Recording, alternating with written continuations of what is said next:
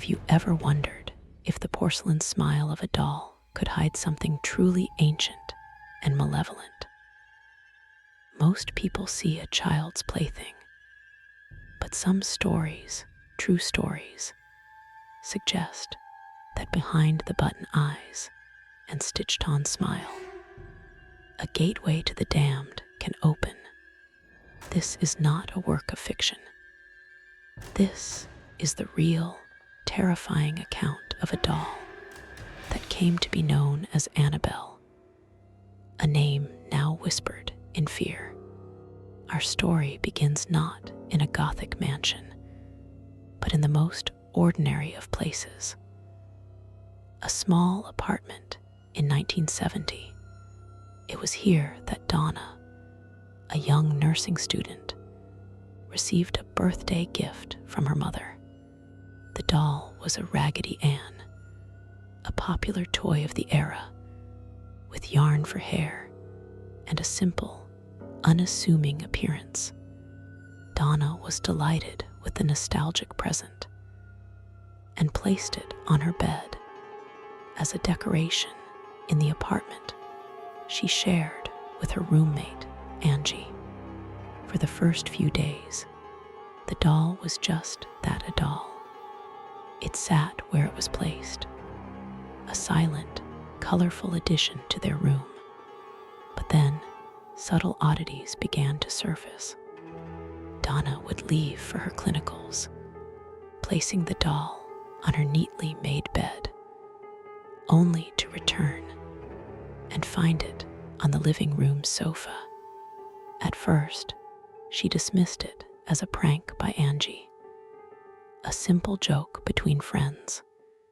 Angie, however, denied moving it, her expression a mixture of confusion and slight unease. The movements became more pronounced, more impossible to ignore. They would find the doll in different rooms, sometimes with the door closed. Its floppy cloth limbs would be in new positions, legs crossed, arms folded, as if it were observing them.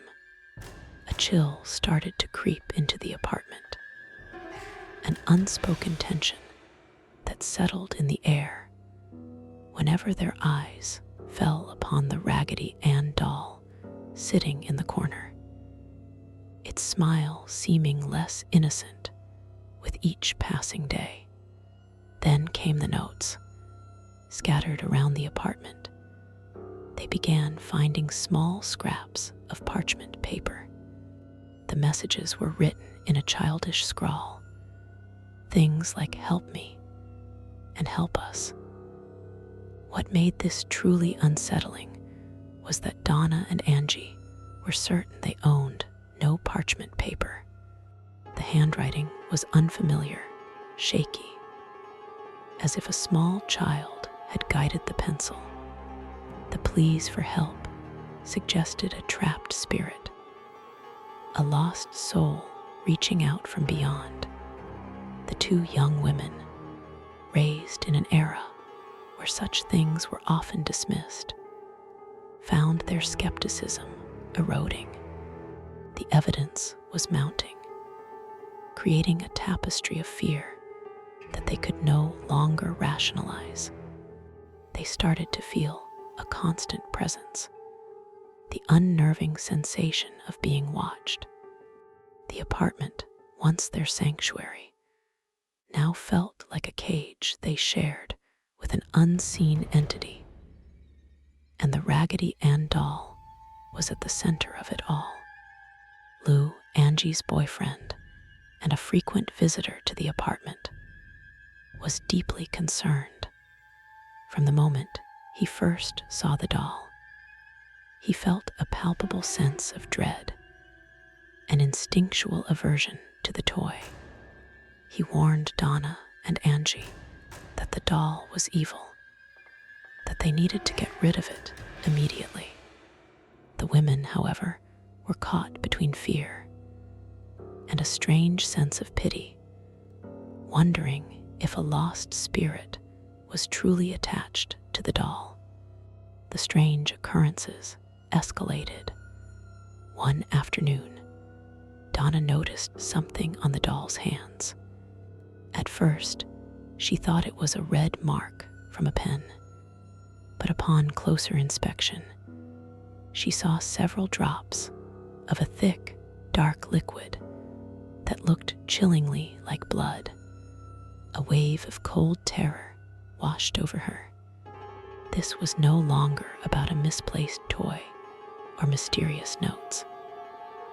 This was something far more sinister and tangible. Frightened and unsure of what to do, Donna and Angie decided to contact a medium. They needed answers, an explanation for the escalating horror that had invaded their lives. The medium arrived at their apartment and conducted a seance. The air grew heavy and cold as she reached out to the other side, her voice a low hum in the dimly lit room, seeking the source of the paranormal activity. The medium's findings were both tragic, and for the two nurses, a relief. She told them that long before their apartment complex was built, a 7-year-old girl named Annabelle Higgins had died on that very property. Her lonely and benevolent spirit, the medium explained, had taken a liking to the doll and attached itself to it. All the spirit wanted, she claimed, was to be loved and accepted by them. Touched by the sad story of Annabelle Higgins, Donna and Angie's fear was replaced by compassion. They were nurses, trained to care for others. The idea of a lost, harmless child's spirit seeking comfort resonated with their compassionate natures. They made a conscious decision to keep the doll, to give the spirit of Annabelle the love and acceptance it seemingly craved. They even began referring to the doll as Annabelle. Lou, however, remained unconvinced. His gut feeling about the doll hadn't changed. In fact, it had intensified. He saw their acceptance of the doll not as an act of kindness, but as a dangerous invitation. He pleaded with them to reconsider, to see the malevolence he felt so strongly. But their minds were made up. They had welcomed the spirit of Annabelle into their home, unaware of the grave mistake they had just made. The peace that followed their decision was short-lived. Lou's unease soon turned into a terrifying, direct experience. One night, while sleeping at the apartment, he awoke in a state of paralysis. He couldn't move, couldn't scream. A heavy presence pressed down on his chest, and as his eyes adjusted to the darkness, he saw it. The Raggedy Ann doll was slowly moving up his leg, its cloth body inching toward his throat. He felt an invisible force choking him, the life being squeezed from his body. Panic surged through him as he fought for breath, his mind screaming while his body remained frozen. The doll's button eyes seemed to stare into his soul, devoid of any childlike innocence. Just as he felt himself losing consciousness, the pressure vanished, and he gasped for air, drenched in a cold sweat. The doll was gone from his bed. A few days later, Lou and Angie were in the apartment, planning a road trip. Suddenly, they heard rustling sounds coming from Donna's room, as if someone were moving around inside. Fearing a break-in, Lou cautiously approached the closed door. The apartment was supposed to be empty besides the two of them. He slowly turned the knob and pushed the door open, his heart pounding in his chest. The room was empty, save for one detail. The Annabelle doll was lying face down on the floor in a corner, a position they had not left it in. As Lou stared at the doll, a burning sensation erupted on his chest. He looked down at his shirt and saw several distinct, bloody claw marks tearing through the fabric and into his skin. They were hot and painful, as if an invisible animal had raked its claws across him. The claw marks were the final, undeniable proof. This was not the spirit of a little girl. This was something inhuman, something violent and demonic. The deep, bleeding gashes on Lou's chest were a clear message of aggression. The playfulness was over.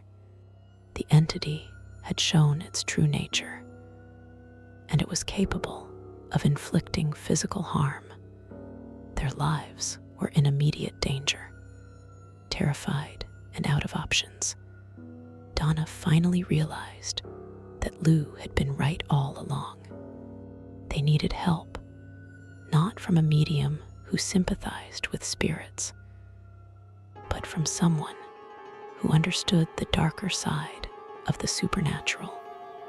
They contacted an Episcopal priest who, after hearing their harrowing story, felt the situation was beyond his expertise. He knew of two people who specialized in such cases: Ed and Lorraine Warren.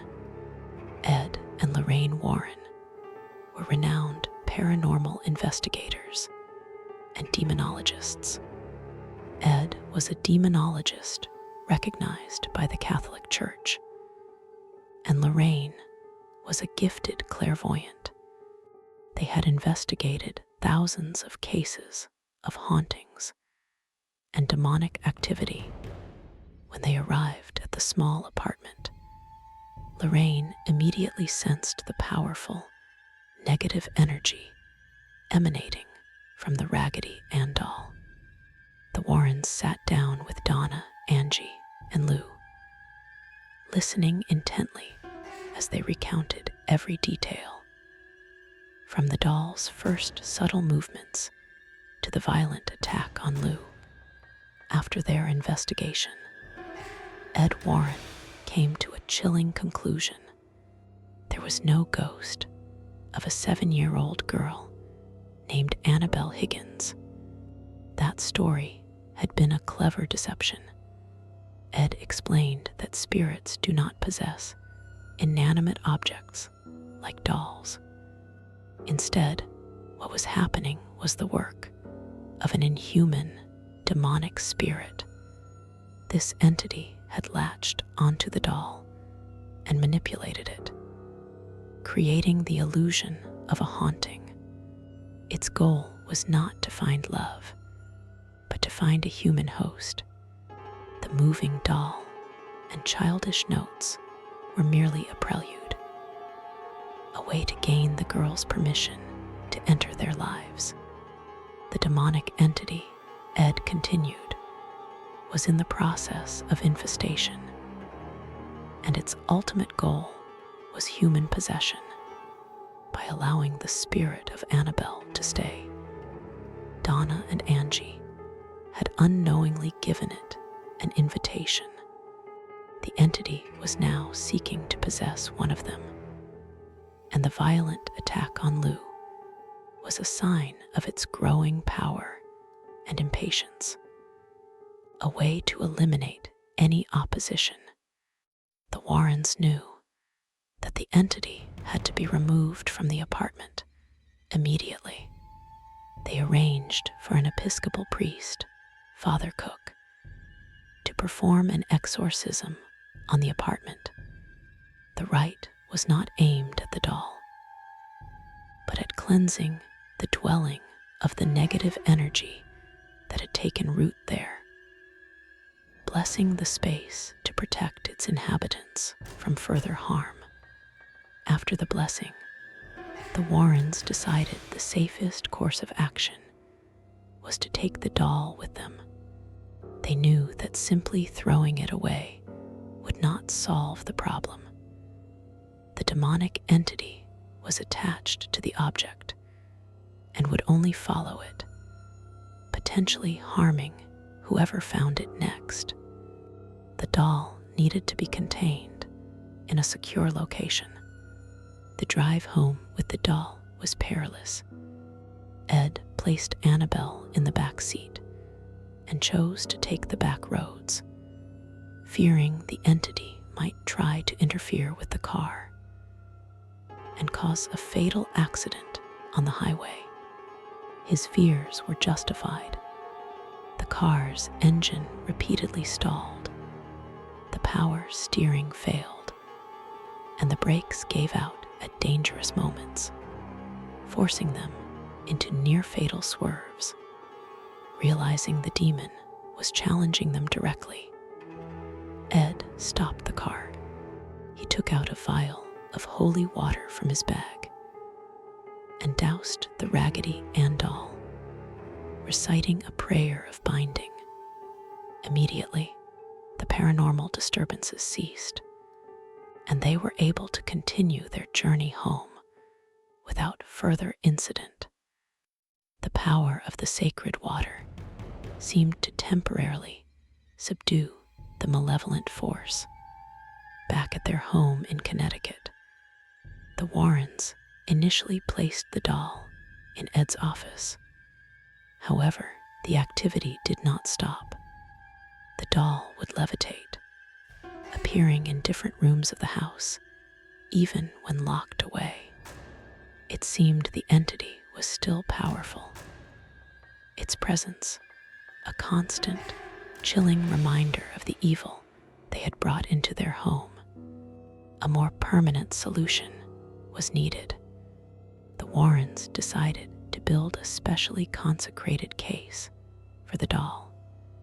The glass and wood box was blessed with holy prayers and rituals, designed to be a prison for the inhuman spirit attached to Annabelle. Once sealed inside, the doll was placed in their Occult Museum, a collection of haunted and cursed objects they had gathered from their many investigations. A sign was placed on the case, warning, "Positively do not open." It serves as a stark reminder of the potential danger locked within. The museum itself is regularly blessed by a priest to keep the dark energies of the objects contained. Annabelle sits there to this day, her button eyes staring blankly, a seemingly innocent toy that served as a conduit for pure evil. Even within its blessed enclosure, the doll's malevolent influence has reportedly been felt. One story tells of a young priest who visited the museum. Mocking the doll's supposed power, he tapped on the glass, challenging the demon within. Lorraine Warren warned him to be careful on his drive home. Later that day, the priest was involved in a near-fatal car accident. He survived, but his car was totaled. Another incident involved a young couple who visited the museum. The young man, ignoring the warnings, scoffed at the doll and banged on the case, taunting it.